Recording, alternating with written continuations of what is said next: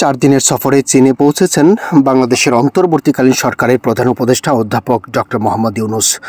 বুধবার বাংলাদেশ সময় বিকেল 4টা 15 তাকে বহনকারী বিমানটি দেশটির হাইয়ান বিমানবন্দরে অবতরণ করে। বিমানবন্দরে দেশটিতে নিযুক্ত বাংলাদেশের রাষ্ট্রদূত মোহাম্মদ নাজমুল ইসলাম ও দেশটির হাইয়ান প্রদেশের ভাইস গভর্নর কিওন গাই বো প্রধান উপদেষ্টাকে স্বাগত জানান। প্রধান উপদেষ্টার সফরের বিষয়ে যা জানা যাচ্ছে তা হচ্ছে যে 27শে মার্চ দেশটির হাইনান প্রদেশে আয়োজিত Boao forum for Asia BFA সম্মেলনে যোগ দেবেন ডক্টর ইউনূস। সম্মেলনের উদ্বোধনী প্লেনারি সেশনে বক্তব্য দেবেন তিনি। এছাড়া প্রধান উপদেষ্টার সঙ্গে চীনের স্টেট কাউন্সিলের এক্সিকিউটিভ ভাইস প্রিমিয়ার দিং ঝুজিয়াংয়ের বৈঠক হতে পারে বলে জানা যাচ্ছে। 28শে মার্চ বেইজিংয়ের গ্রেট হল অব দ্য পিপলে শি জিনপিংয়ের সঙ্গে বৈঠকে বসবেন অধ্যাপক ডক্টর ইউনূস।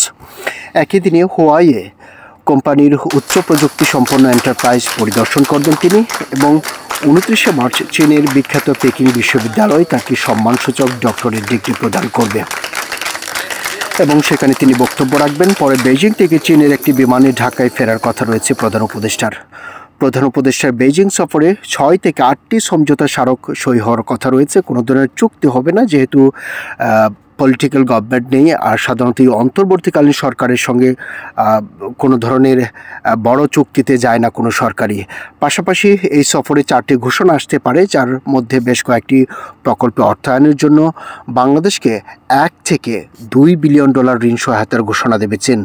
এছাড়া মংলা বন্দরে আধুনিকায়নের অর্থায়নের বিষয়টিও যুক্ত থাকবে।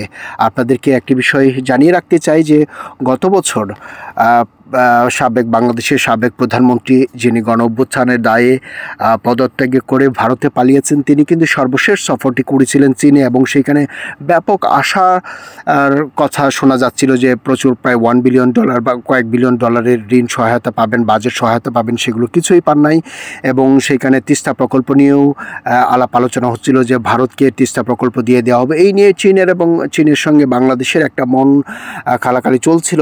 টানাপোড়েন